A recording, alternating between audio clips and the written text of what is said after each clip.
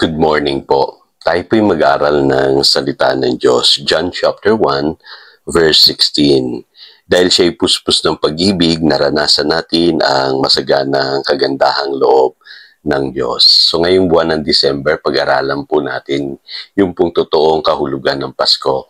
At isa pong mahalagang katotohanan na dapat maintindihan natin ay yung pong salitang blessing at ano ang kaugnayan nito sa Pasko at kung bakit naparito ang Panginoong Hesus sa mundong ito.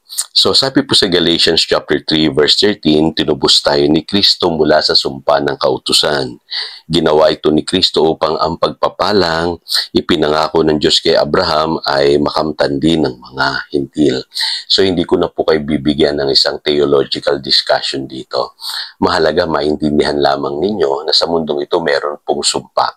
At ang lahat ng tao na nagkakasala ay nakakaranas po nito. Walang exempted po rito. Naririto na po yung sumpa bago pa tayo ipanganak. At ang tanging paraan lamang para ang tao po ay maalis sa sumpa ay yung siya ay mapabilang kay Kristo upang maranasan niya yung pagpapalang inilaan ng Diyos kay Abraham. At tayong mga hintil, kahit hindi naman tayo mga Hudyo, pwede tayong mabless. Ma-experience natin yung blessing na nais ng Diyos para sa tao. Ngayon, bakit mahalaga yon? Kasi napakahirap po ng buhay outside the blessing. Ang kalooban po ng Diyos ay yung sinasabi sa Psalm 127 verse 2. Hindi dapat pakahirap, pagpagal sa hanap buhay, maaga pa kong bumangon, gabing-gabi kong humimlay, pagkat pinagpapahinga ni Yahweh ang kanyang mahal. So ito po yung karaniwang buhay natin, pagod na pagod, nagpapakahirap, nagpapagal palagi, sa hanap buhay.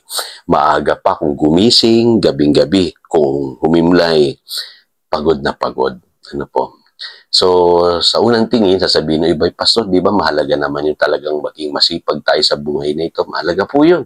Tama po yun. Yung tayo po'y maging masipag sa buhay na ito. Kaya lang po, hindi po ba ninyo napapansin? Minsan parang nabubuhay na lang kayo para maghanap buhay. Kumbaga, hinahabol ninyo yung pagpapala. Ang kalooban po ng Diyos, baliktad po. Dapat ang pagpapala ang humahabol sa atin. At ang pagpapalang totoo, wala po yang kasamang kabalisahan. Yun po ang sinasabi ng Proverbs chapter 10 verse 22. Ang pagpapala ni Yahweh ay kayamanan na walang kasamang kabalisahan. So, ayaw din ng Diyos na ang tao nahihirapan talaga.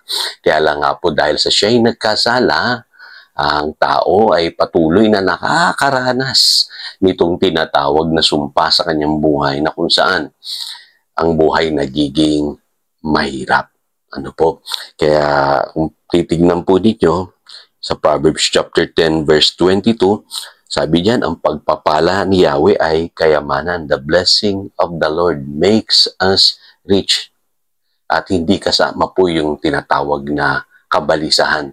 At sa ibang translation, ang sabi, hindi kasama yung labis na pagpapagal or toiling.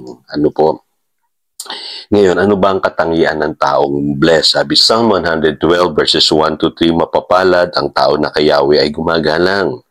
Ang kanyang lipi magiging dakila, pati ang mga angkan ay may pagpapala. Magiging sagana sa kanyang tahanan. Pagpapala niya ay walang katapusan. So yun po ang nais ng Diyos sa tao. Yung blessing po tuloy-tuloy, walang katapusan.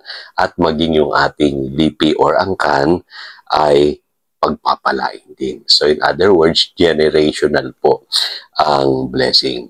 Kaya kung makikita nyo po sa Genesis chapter 1 verse 28, yan po ang original na intention ng Diyos sa tao. Pagpalain talaga tayo bago niya bigyan ng responsibilidad yung ating pong mga ninuno, si Eva at si Adan. Ang sabi doon, at sila'y pinagpala niya. Sinabi niya, magpakarami kayo at punuin ninyo ang buong daigdig at kayo'y mamahala nito. So bago po dumating yung responsibilidad, binigyan mo na ng Lord ng blessing ang tao. Kaya dapat po ganoon, sa buhay na ito, yung blessing po ang kikilos sa atin at tunay na mararanasan natin ang kapangyarihan ng Diyos. Tayo po'y manalangin. Dakilang Diyos, salamat po sa mga katotohanan ito. At dalangin ko po na maranasan namin itong ipinangako mo sa amin ngayong kami na kay Kristo Jesus na. Salamat na may katotohanan pala na ang blessing ay dapat kumikilos sa buhay ng isang tao na sa halip na kami nagpapagod ng labis sa buhay na ito, pwede naman pala na ang blessing ang siyang sumunod sa amin at kumilos sa aming buhay. Salamat Panginoon, dinadalain ko maranasan ito ng iyong mga anak.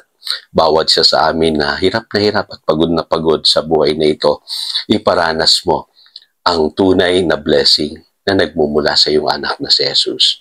Salamat Panginoon, yan ang aming panalangin. In Jesus' name we pray.